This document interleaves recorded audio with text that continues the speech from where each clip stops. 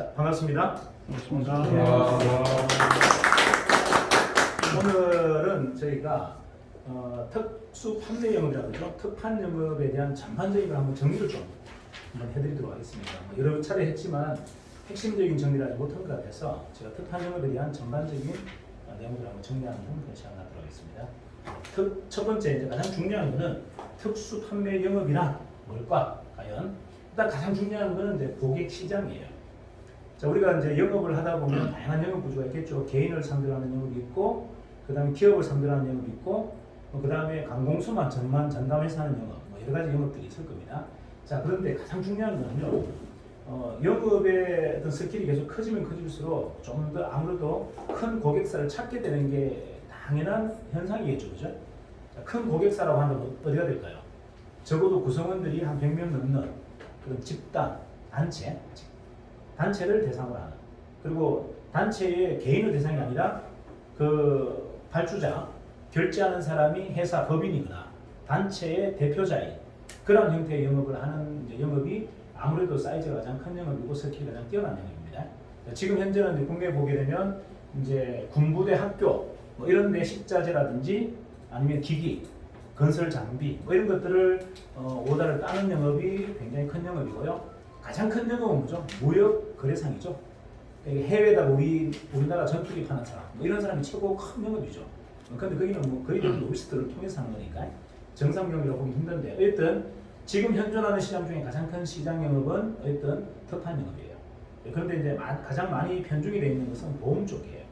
아무래도 이제 가장 영업력이 뛰어난 사람들이 그쪽으로 많이 들어가 있고, 보험 영업도 단순히 옛날에 이제 가서 단체 보험이라 해서 직원들 화재보험 또는 상해보험을 대부분 가입했다면 지금은 그런 수준이 아니다.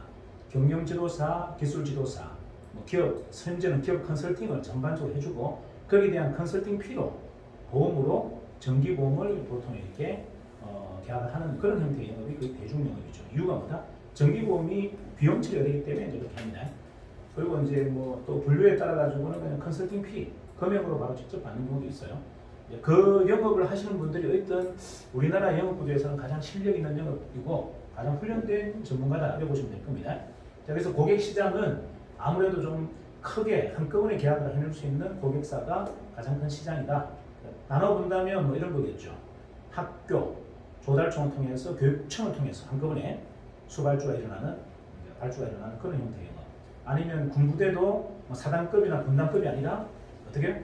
그냥 아예 합참이라든지 이런 걸 통해서 아예 일괄 계약하는 뭐 그런 형태의 영업. 그 다음에 기업도 대기업 쪽에 어떤 자재들, 그죠? 또는 식자재, 뭐 일반 자재, 뭐 이런 것들을 한꺼번에 계약하는 이런 형태의 영업. 뭐 그리고 또 더 나아가서는 뭐 큰 단체들이 있겠죠? 뭐 태권도 협회, 전국 단위의 장애인 단체 협회 이런 데를 통해서 한꺼번에 이제 빅딜을 하는 이런 영업들이 이제 가장 어떻게 보면 사이즈가 큰 영업이에요. 그걸 특판 영업이라고 그러고요. 그걸 시장이라고 얘기합니다. 자, 그런데 이제 고객의 충성도를 여러분이 한번 보시게 되면 고객사의 충성도가 높지 않아요. 대부분 그렇게 컨설팅을 하러 오시는 분들이 어리고 그들은 갑이에요. 그죠? 그 얼들에게 충성을 할 이유가 없잖아요. 그죠?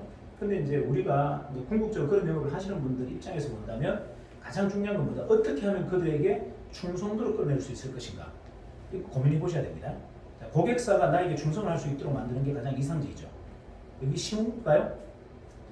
굉장히 매력이 있어야만 가능하고 그들이 이렇게 절절 걸고 이게 올 수 있을 정도의 매력 있는 아이템이라는 게 쉽지는 않을 거예요, 그죠? 네, 그런데 그게 중요한 거고 고객사의 충성도를 끄집어내는 거. 자, 우리의 고민들을 다시 한번 이야기하자면 그러면 개인 고객과 집단 고객을 어떻게 하면 융합시킬 것인가? 자, 개인 고객도 있고 집단 고객, 이 특수 고객이 있죠, 그죠? 그러니까 기업도 있고 기업 안에 또 직원들도 있잖아요, 그죠? 이거를 어떻게 하면 융복합시킬 것인가도 사실 이제 고민을 좀 해보셔야 됩니다. 자, 그리고 과연 그러면 이런 영업을 하는 나의 상태는 어떤가? 자, 일단 나를 먼저 한번 점검해보자. 그럼 나는 과연 저기에 적합한 영업 스킬을 갖고 있나? 아니면 고객 DB를 갖고 있나? 라고 봤을 때 뭐 그쪽에 최적화되어 있는 분들도 계시고 아직까지 그쪽에 준비가 안 되어 계신 분도 계세요. 그죠? 자, 준비가 안 되어 있다면 어떤 준비를 하는 게 좋을 것 같아? 일단은 그런 영업에 대한 기본 툴을 좀 확보하면 좋겠죠. 자, 툴이라고 한다면 여러 가지가 되겠죠. 뭐 고객사 DB도 될 것이고 영업 어떤 하나의 스킬 북도 될 것이고, 그죠? 그죠? 그 다음에 지원 구조나 지원 조직이 있을 수도 있겠죠. 내가 그걸 못한다면 협업을 통해서, 조인트업을 통해서 같이 할 수 있는 어떤 지원 구조. 이것도 사실은 고민해 보셔야 됩니다. 근데 이제 여러분들의 지금 이제 상태가 어떠냐? 난 그쪽 영역을 해본 경험이 있다 라고 한다면 여러분이 기획할 수 있고, 나는 해본 경험이 없어. 그럼 해본 사람을 여러분하고 협업을 해야 되고, 맞죠? 만약에 해본 개인이 없다면 우리 회사가 그걸 만들어 드려야 되는 거고, 그죠? 거기에 따른 또 툴이나 DB를 우리가 공급해 드려야 되는 거고, 이 특판 영업하는 팀들도 DB를 자기들이 만들지 않아요. DB를 만드는 팀이 따로 있어요. 그리고 컨설팅 툴도 따로 있습니다. 그래서 영업을 잘하는 사람은 영업만 합니다. 고객 DB를 누군가가 만들어주고, 그 다음에 툴도 만들어주고, 물론 이제 그렇게 해서 융복합으로 해도 됩니다. 하지만 서울에서 지금 참여하는 분들은 그 모든 걸 다 갖춘 분들이 지금 들어와 있어요.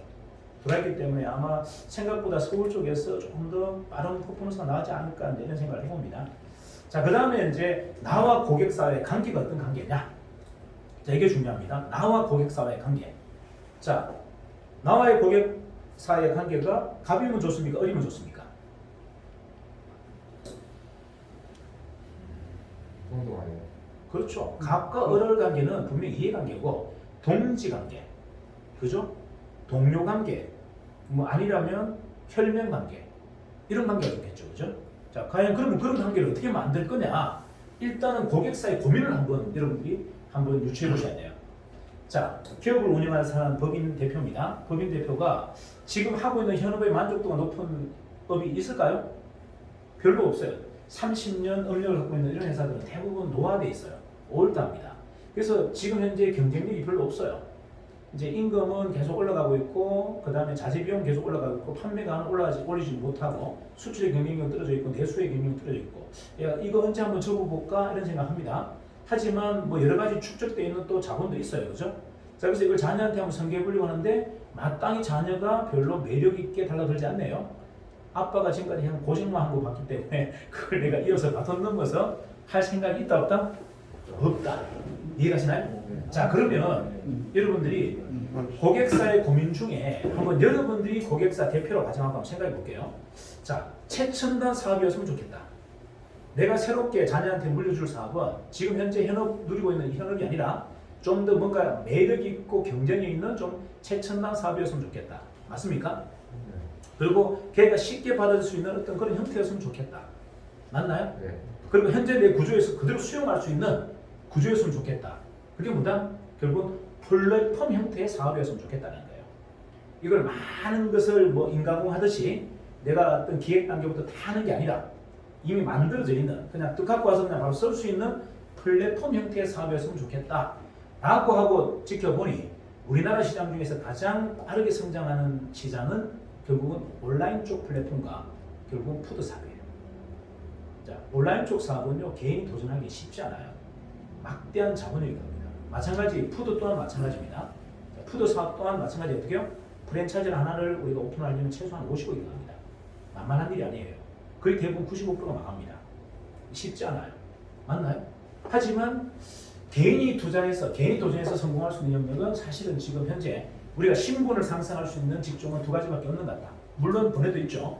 크게 본다면 온라인 쪽에 뛰어드는 젊은 애들이 신분을 한번 바꿀 수 있고, 그 다음에 프랜차이즈, 식재료를 정말 맛있는 레시피를 통해서 그걸 가지고 성공한 사람들이 대부분 다 뭐다? 부모 재력 없이 개인이 대가천선한 그런 개가천선한 그런 경우입니다. 자, 그렇다면 우리가 온라인 플랫폼, 온라인 쪽 기반을 이 기술적으로 접근한다 쉽지 않을 것 같아요. 하지만 푸드 플랫폼 시장은 한번 도전해볼 만하다. 누군가가 그 플랫폼을 만들어놨어. 나는 가져가서 쓸 수만 있다면 가장 이상적인 모델이다. 맞습니까? 자, 그래서 저희 정인수세포가 제안한 겁니다. 완벽한 푸드 플랫폼입니다. 누구나가 가져가서 마음껏 쓸 수 있는. 그래서 우리가 지향하는 겁니다. 그 안에 많은 정신과 철학을 녹여놓지 않습니다. 왜? 누구나 쓸 수 있으려면 그들의 철학과 그들의 문화를 넣을 수 있는, 우리는 뭐다? 정확한 털거리, 외형, 구조만 짜겠다는 거예요. 그게 어떤 프로세스든 컨텐츠든 그들이 넣을 수 있는 여건을 만들어주겠다가 우리가 지금 지향하는 푸드 사업입니다. 자, 되시겠습니까? 자, 일단 1번 이렇게